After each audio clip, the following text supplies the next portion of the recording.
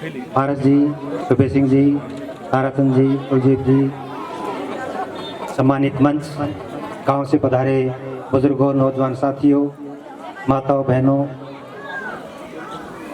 विद्वान साथियों, विदुषी बहनों, प्यारे छात्र छात्राओं, आपने हमें आज इस कार्यक्रम में बुला करके सम्मान दिया, उसके लिए आप सभी का बहुत बहुत आभार, धन्यवाद। अभी चर्चा चल रही थी विद्यालय कर्मोन्नति की, विकास के काम की।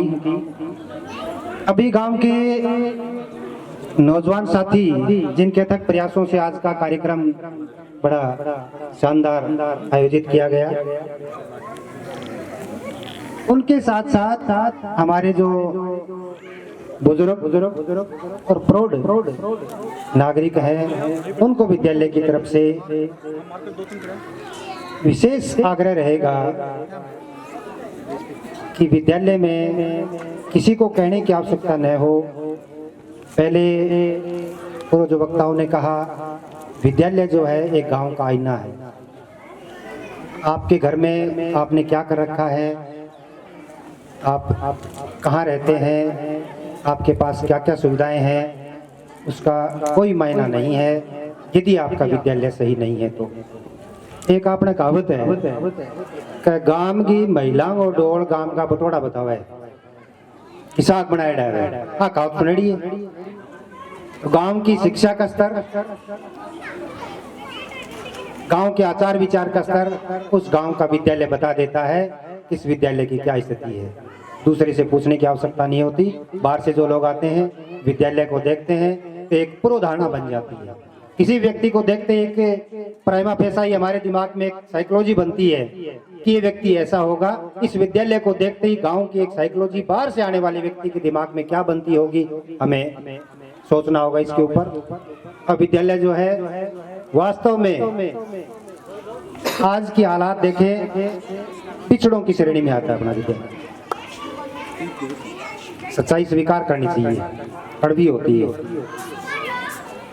जब बारिश होगी, आपके बच्चे इस विद्यालय में पढ़ने के लिए आएंगे, हो सकता है कि आगे तक तो गली हो, लेकिन विद्यालय में एंट्री करने के बाद फिसलन भरी मिट्टी है, बच्चे कैसे विद्यालय तक पहुंचते होंगे।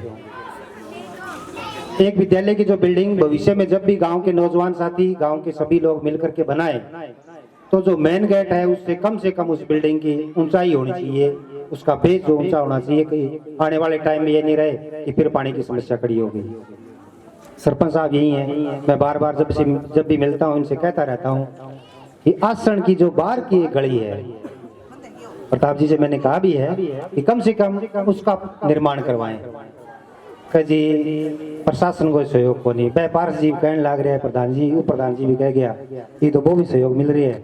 बाहरली गली है, जानारी गली को नहीं। मुख्य मांग गांव की विद्यालय के सागे सागे सड़क को यदि तारो गांव जुड़े, शिवदान पर बड़े पंचायत सागे, तो सीधी बसा शुरुआत हो जाएगी। बच्चा यदि स्कूल में भी जान ला रहा है, कॉलेज में भी जान ला रहा है, तो बान उरे इंतजार कौन करना पड़े। छोटा छोटा बच्चा मैं कई बार अटक जाए करूं, बस मोटरसाइकिल ले गए, कभी गाड़ी ले गए, बेटा बरे हाथ दे चालते हैं, चाहे मोटरसाइकिल चलाना आवे दूसरे ने या नहीं आवे। एक तो अपना टाबर जगह बाहर पड़ने जाए, बार निवेदन है, डाबड़ी घनी दूर को नहीं, 4 किलोमीटर है स्कूल तक। कोशिश या रखो बच्चा घर से तैयार हो गया सीधा स्कूल जाए। जिसके बारे में आपको पता नहीं है कि इसको गाड़ी चलानी आती कि नहीं आती, उसके साथ वो लिफ्ट लेके बैठ जाता है और उसके साथ कुछ हादसा हो गया, जिम्मेदार कौन होगा। सारा घरा एक एक है, चिराग घरा ताड़ो लगे। अब रही बात स्कूल में स्टाफ की, स्टाफ पूरा मेहनती स्टाफ है। मैं बार बार इस विद्यालय में आता रहता हूँ निरीक्षण के रूप में, कभी मुझे स्टाफ की तरफ से कमी नहीं मिली, गांव की तरफ से कमी मिली है। गांव में लगभग 300 के आसपास घर हैं। ऐसा तो हो नहीं सकता कि इस गांव में बच्चे नहीं हैं, बच्चे बहुत हैं।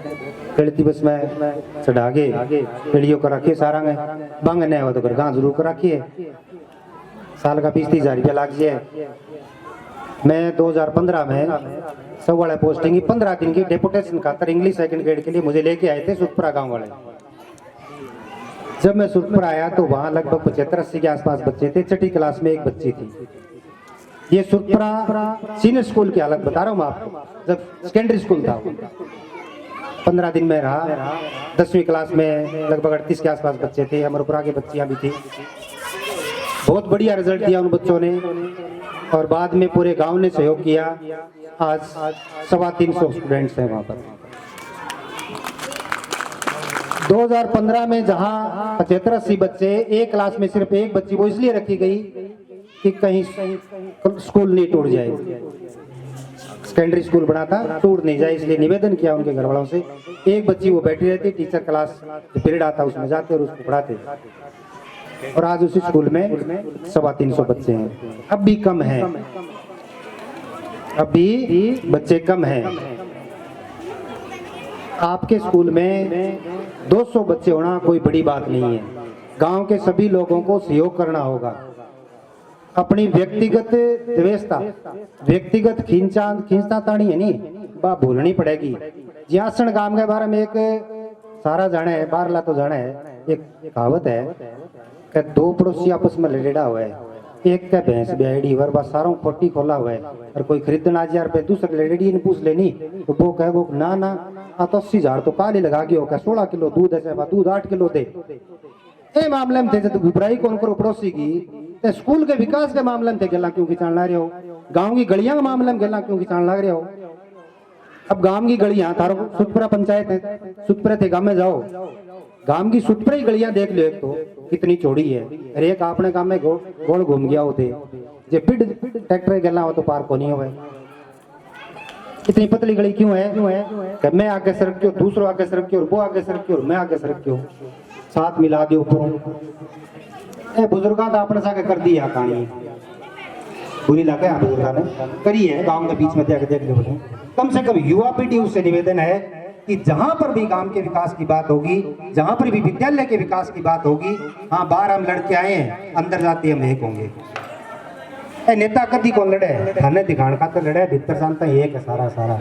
ये चुनाव आओगा, एक दूसरे के ऊपर आरोप लगाओगा, गाली गलोच भी करेगा, वो इतना रुपया खा गयो, वो इतना रुपया खा गयो, वो जीत जाएगो, कोई जांच आयोग कौन पे ठरकेंगी, सजा को नहीं। आज तक हो ही गई।